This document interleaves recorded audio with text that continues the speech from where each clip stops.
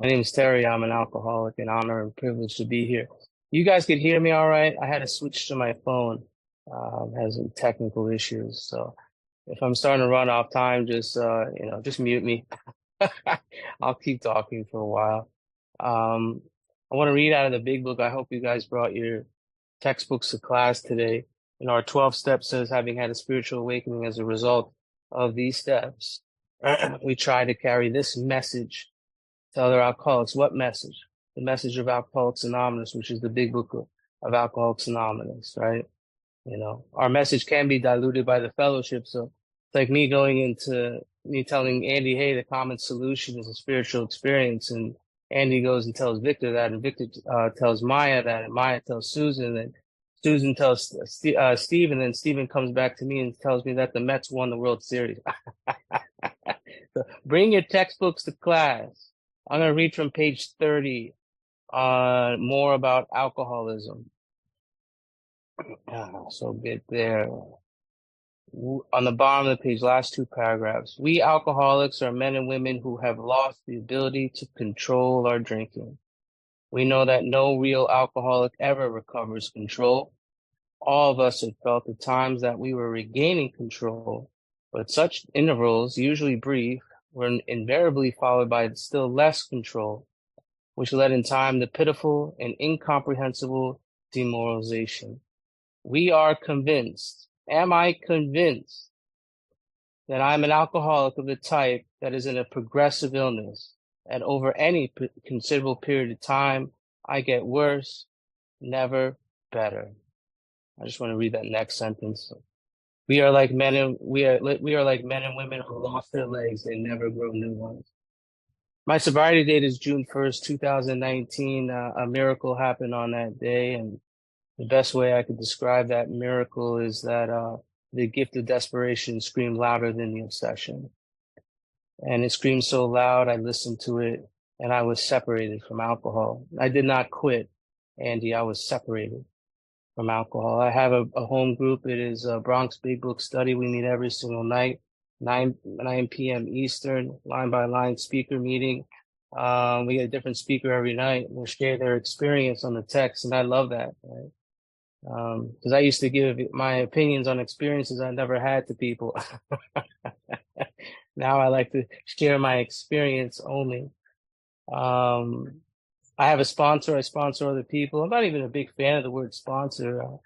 In chapter 7, working with others, when we approach an individual, they are a prospect, then they become a candidate, then they become a protege, and a protege is someone who's very special to you, and then we become lifelong friends. And that's how I view the people I work with, as lifelong friends, walking shoulder to shoulder, hand in hand, on this journey together. It's not a hierarchy, right? It's not me on a spiritual mountaintop looking down. We're equals, right? God doesn't have any grandchildren. We're all brothers and sisters here, right?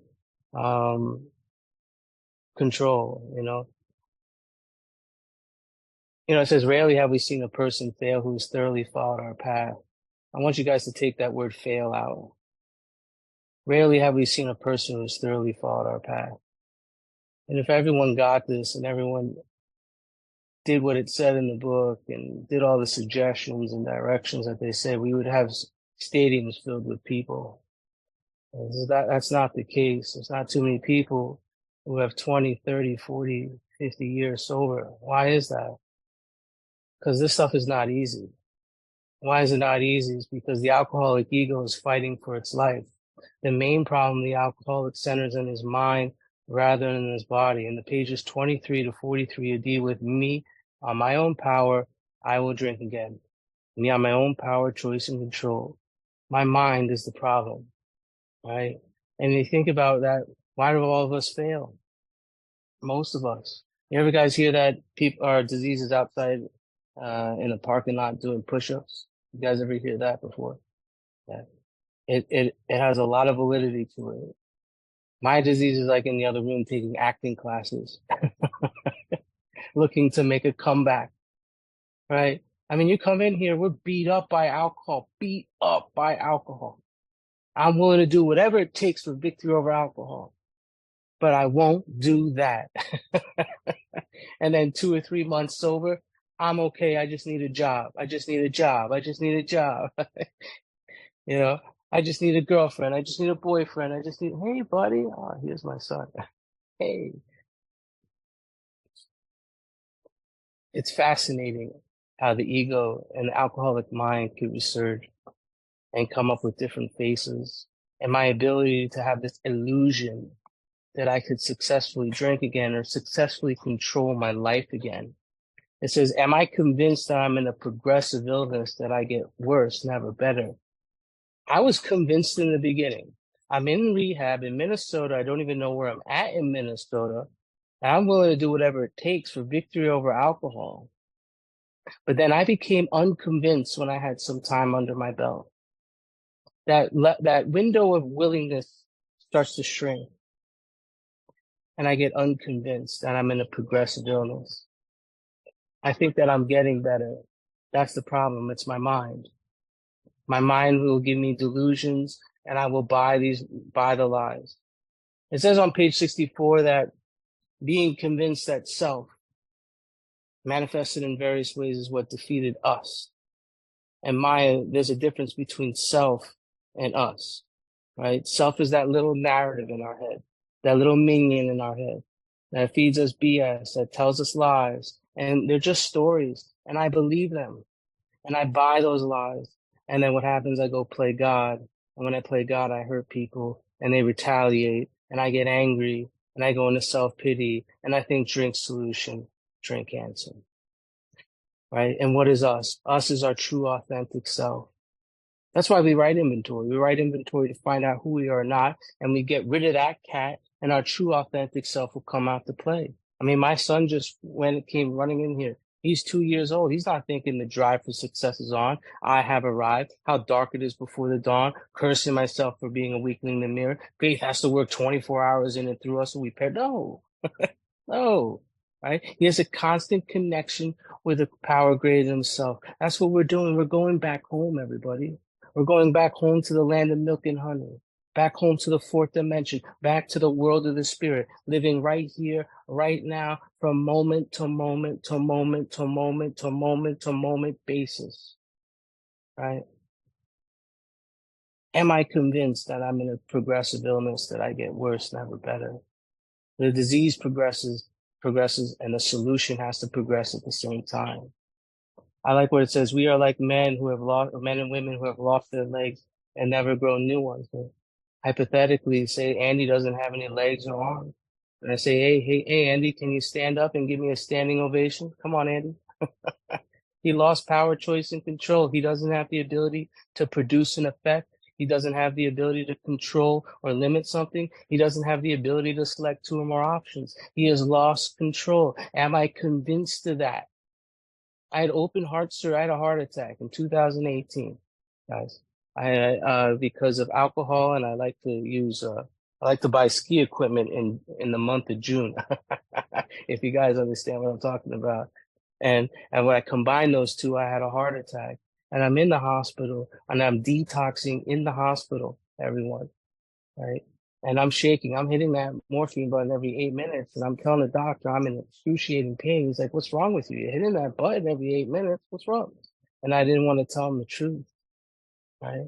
Developing and grasping a manner of living that demands rigorous honesty. Yeah, okay. I developed a manner of living that demanded rigorous dishonesty. I didn't want anyone to know who I was, how I searched madly for the bottle every morning, how I stole Maya's wallet and helped Maya look for it. I lived a double life. Right.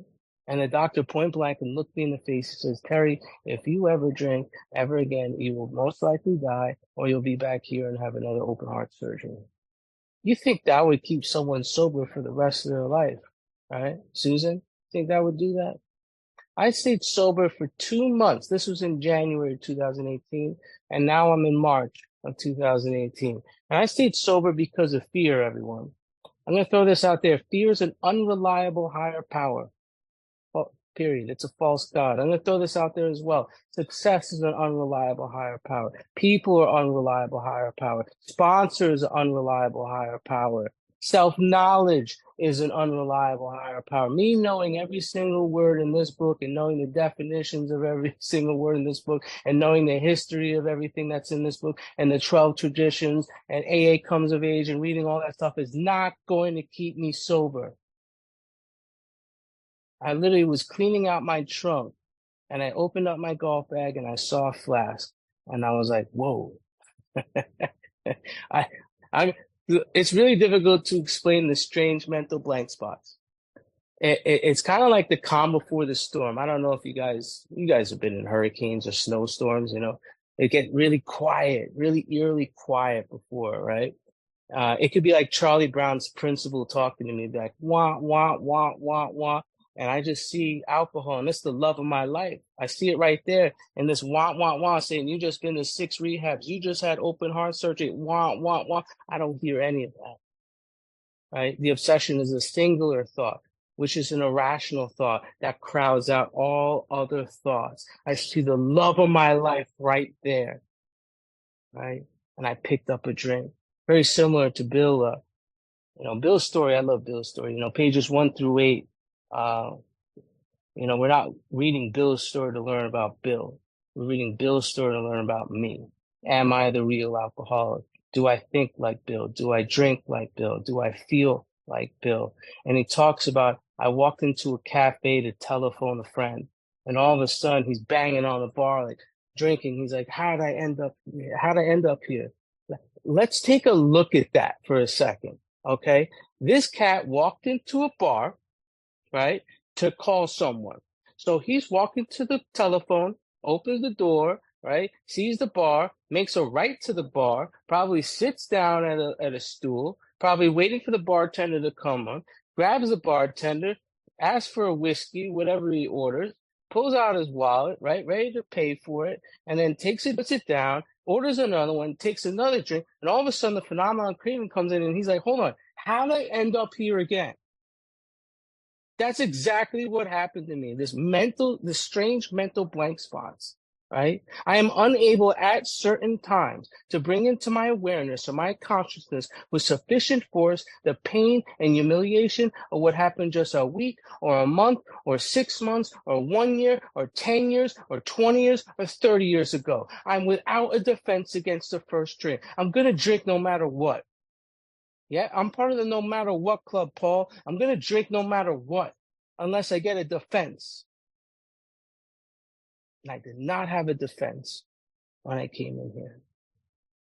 And I was so hopeless. I was walking around 100% hopeless. I needed divine intervention. And I bumped into this kid. He had the same open heart surgery scar I did on his chest. And I get out of the car. He was in AA. I was in AA. Yeah, he was drunk. I was on my way to the liquor store, right?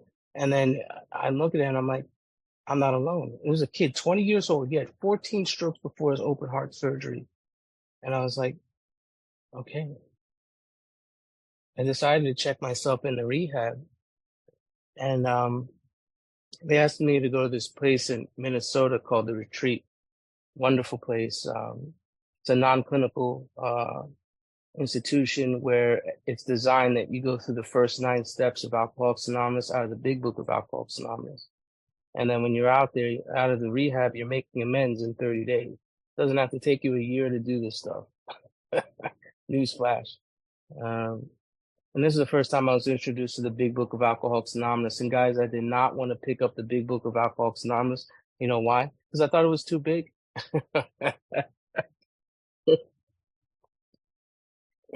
I thought it was too big. But the first page I looked up and it said, on page 25, it says, there is a solution. Anyone who's new here or just counting days, we have a solution. We have a way out. Right? Anyone who has a significant amount of time and stopped doing the work and resting on their laurels and living in the bedevilments and thinking about eating a bullet right now and at the jumping off place right now, we have a way out. There is a solution. And on the top of page 25, it says, so many want to stop but cannot. Why? Because they don't know the information. It's my responsibility to pass it along to you. I learned about the real alcoholic on page 21, how I'm not different from other drinkers. I'm not other people. I'm different from other drinkers. right? I'm different from the moderate drinkers. They could take half a shot and walk away. That's not me. That's not me, Andy. I'm different from the hard drinker with sufficiently strong reason, ill health, falling in love, or change your environment. These cats could stop or moderate. I had a doctor point blank tell me to my face, you will die if you ever drink again. That did not stop me. But what about the real alcoholic? My qualifier is I lost all control once I put liquor and I put it into my system. I learned on page 24, I lost the power of choice in drink, right? That means mind, body, and spirit. I lost power, choice, and control in all three areas. I learned on page 24 how I'm beyond human aid, how rehabs can't stop me. That's a human power, everyone. Detoxes can't stop me. Sober living can't stop me. That's a human power. Family can't stop me. That's a human power. I learned through repeated humiliation that I had to concede to my innermost self. And I learned this, not me saying, hey, my name's Terry, I'm an alcoholic. No, I learned this through repeated humiliation. What's the best way to understand step 3 was for me to drink to insanity, to go cuckoo for Cocoa Puffs. Right? How I lost mind, body, and spirit. I couldn't stay sober for 1 hour after I woke up. And I meant it in my gut. I made a promise that I'm done for good and forever. And I couldn't stay sober past an hour.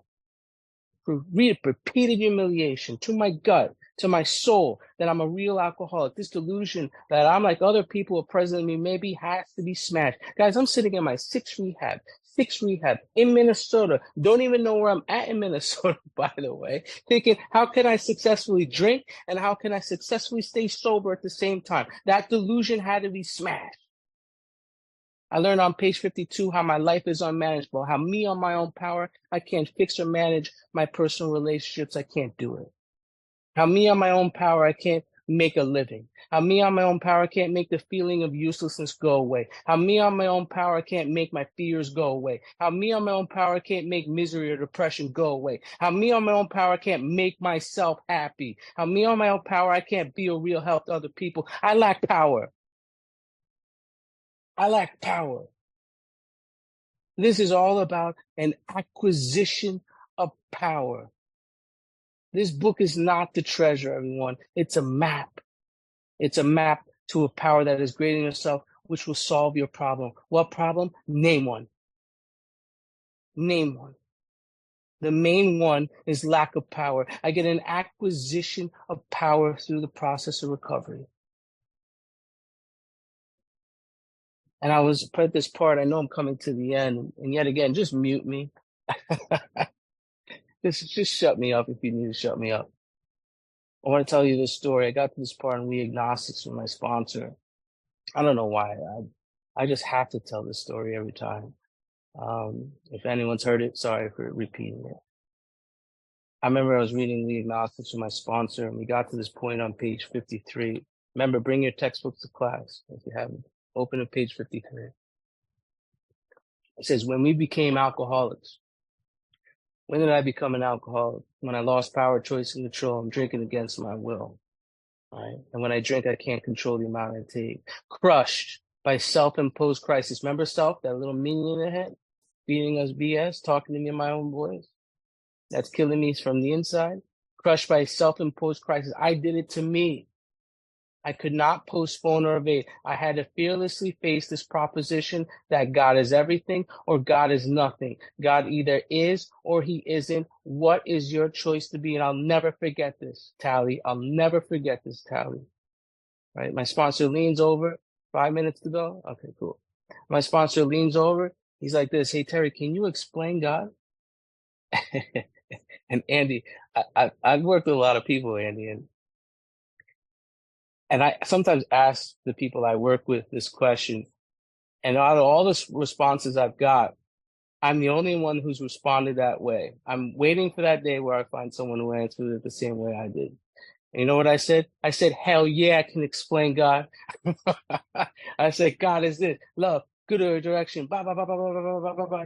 And all of a sudden, I'm totally tongue-tied. And the sponsor leans over, Susan, he's like this. He's like, Terry, come here. It's pretty hard to explain everything, Terry. Because God is everything, and everything's God, and you're not God. Right then and there, I was rocketed right into the fourth dimension of existence. I can't even dream. God can't be explained, but he could be experienced. I'm going to say that one more time. God can't be explained, but he could be experienced. I could run out of money. I could run out of prestige. I could run out of property. I could run out of gas while I'm driving, but I can never run out of God. And when I got out of rehab, I had nothing. I literally had nothing. Terry, what is your choice to be? Is God everything or else he's nothing? God is everything. Let's rock and roll. Let's rock and roll. Live your life forward, understand it backwards. When I look back at my life, when I made a conscious decision to rely on God, my life has been absolutely wonderful. Absolutely wonderful. When I made a conscious decision to rely on myself, it's been pretty shitty. Oops, sorry for my language. Don't kick me off. That's why we look at fear. When we look at fear, it says fear ought to be classed with stealing. It causes more trouble, right? Why is fear ought to be classed with stealing? Because it steals our present time, right? This book was not written for kleptomaniacs. This book was written for alcoholics. So when I'm in fear, I make a conscious decision to rely on myself. Does that make sense? And when I rely on myself, I play God. And when I play God, I get hurt every single time. And when I step on the toes of you, you retaliate. I get angry. I think drink solution, drink answer. So whenever I'm fear, I love the fear prayer. I'm a huge advocate of, yet again, this book is just a theory. We have to live it, by the way. I'm a huge advocate of living the words in the book. So the fear prayer, God, please remove my fear and direct my attention to what you have me be. Be what? Be a father, Terry. Be a messenger of hope today, Terry. Be happy, joyous, and free, Terry. Be an agent of God, Terry. Be a pizza delivery boy, Terry. be. It's not about learning, Maya. It's not. It's about becoming. It's about becoming this way of life. And there's a spiritual exercise in God is everything or else he's nothing. So if God is in the everything, that also means he is in the nothing. So go find God in everything. Go seek God in everything. Go find God while you're driving. Go find God while you're at work. Go find God when you're with your family. Go find God when you're at sordid places with crappy friends and crappy employers. Go find God while you're doing the dishes. And I hate doing the dishes. That's the best place for me to go find him. And I'm going to answer these questions. What is God teaching me in this moment? What is he trying to show me? What is he trying to say to me? What is he trying to do for me? Go find God in everything. We talk about the ABCs, right? God could and would if we were sought. We all say it. But what does that mean? Go seek him. Go find him and watch him show up in your life. And what happens when he shows up in your life? You're starting to live right here, right now. And you're consciously aware of it. Right? The essence of a spiritual experience is God consciousness, which it separates me from alcohol. In Jim's story and Fred's story and the carpet slipper dude, all these guys have an insane thought and they take an action and / decision to go drink. And in between that insane thought and that action is a very small space, but occupies a very, very, very large God. And that's what we're building a relationship with, which will separate us from alcohol. That's why I didn't quit. I was separated.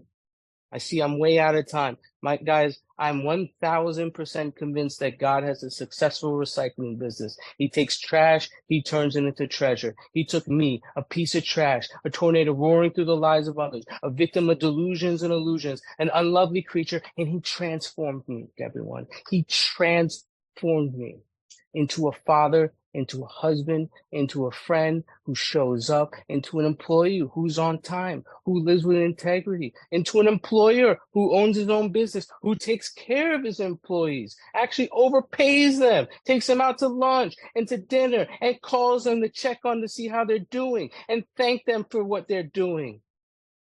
And guys, most importantly, a messenger of hope. My name is Terry. I'm a recovered alcoholic. I'm looking forward to your shares. Pew, pew, pew, pew, pew, pew.